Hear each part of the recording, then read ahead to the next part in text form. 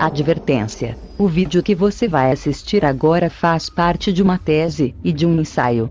Quase nada do que será dito tem a assinatura oficial da ciência astronômica.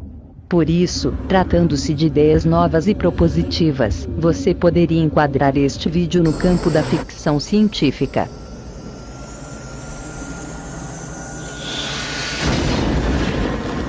Sabemos que a Terra e o Sol ocupam a mesma dimensão do tempo, que chamamos presente.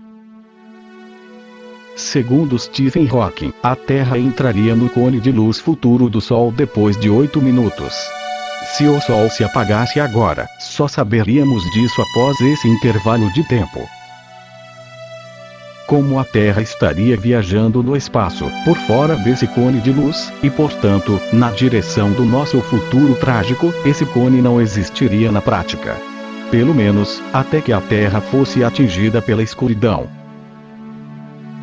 Isso sugere que dentro do cone de luz futuro, o tempo teria uma natureza negativa, ou ele resultaria de uma curvatura negativa do espaço. A formação dessa curvatura estaria retendo o tempo no nosso futuro, ou até que o evento da morte da estrela se manifestasse na Terra. Se compararmos o comportamento do espaço com o de uma mola, conduta normalmente adotada pelos físicos, quando essa mola se esticasse, a força apontaria no sentido contrário ao do seu esticamento. Como se nota, no caso do Sol, esse esticamento seria capaz de reter o tempo, durante a formação da curvatura do espaço. Assim, apesar de o espaço se curvar na nossa realidade física, sem a medida direta do tempo ele continuaria virtualmente plano. O motivo é que o espaço dependeria de um mensageiro para comunicar o evento da sua curvatura, que, no caso, tratar-se-ia da luz do Sol. Esse mensageiro é que apresenta um comportamento semelhante ao de uma mola, pois a luz executaria um movimento harmônico simples, com essas características elásticas.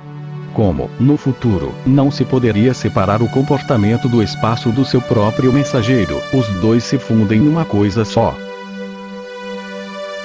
Se você quiser falar sobre o espaço, vai ter que falar sobre a luz. Se o espaço pudesse falar por ele mesmo, não precisaríamos esperar por 8 minutos para saber da morte do Sol. A retenção do tempo sugere acontecer no nosso futuro, porque a luz também ficaria transitoriamente retida naquele sentido da seta do tempo. Em tese, essa retenção resultaria do processo de empacotamento da luz, ou da sua quantização.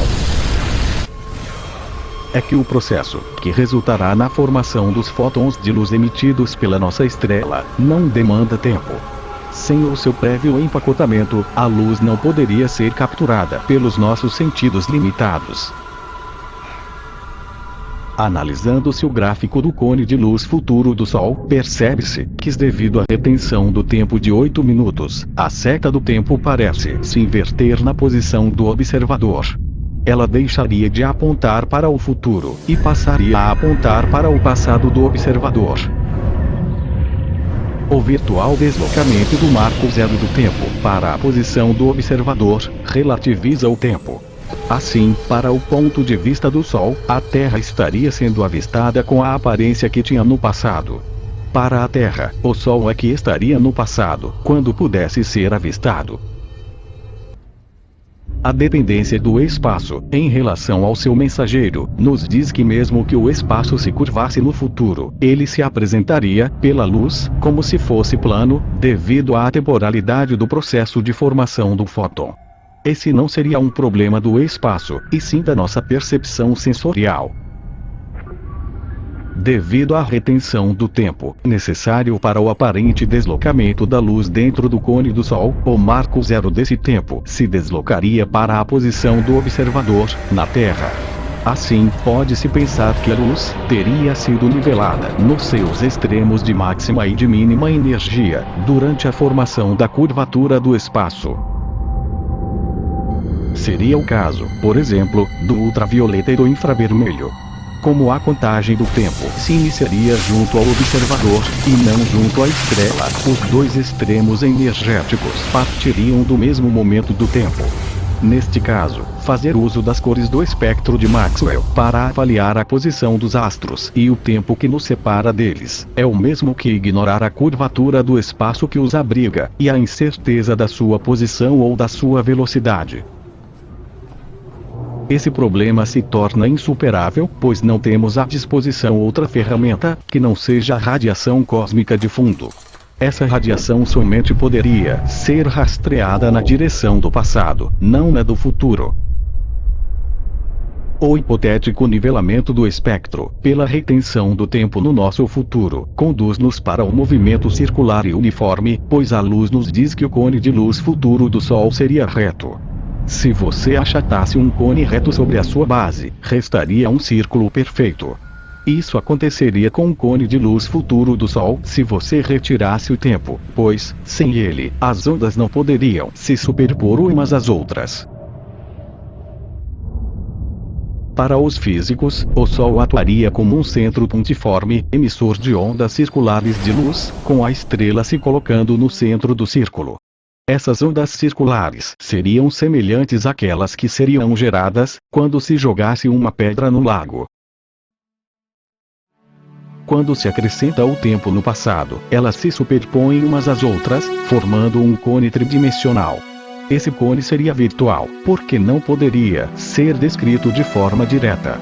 Ele resultaria da superposição das ondas ao longo da passagem do tempo. Isso cria uma dificuldade insuperável para se caracterizar, diretamente, tanto o movimento circular, quanto o elíptico.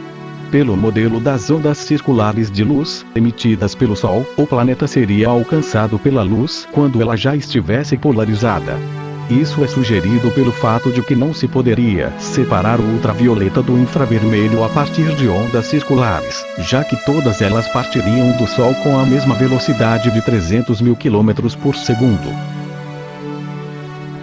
Como a órbita circular representaria um estado de repouso das ondas, um planeta que executasse uma órbita desse tipo não poderia mostrar os seus movimentos de aproximação e de afastamento. Isto é, caso utilizássemos o Doppler da luz, e o seu desvio para o azul ou para o vermelho, para avaliar a posição de Júpiter, não haveria periélio ou afélio, respectivamente.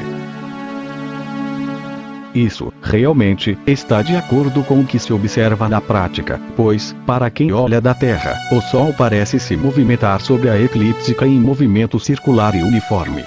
O movimento aparente da estrela no céu, durante o dia, seria um reflexo da órbita do próprio planeta, sendo repassado para a estrela pelo observador. Isso nos dá a impressão de que estamos sobre o centro do universo, pois todas as estrelas parecem se deslocar no céu noturno, em movimento circular e uniforme.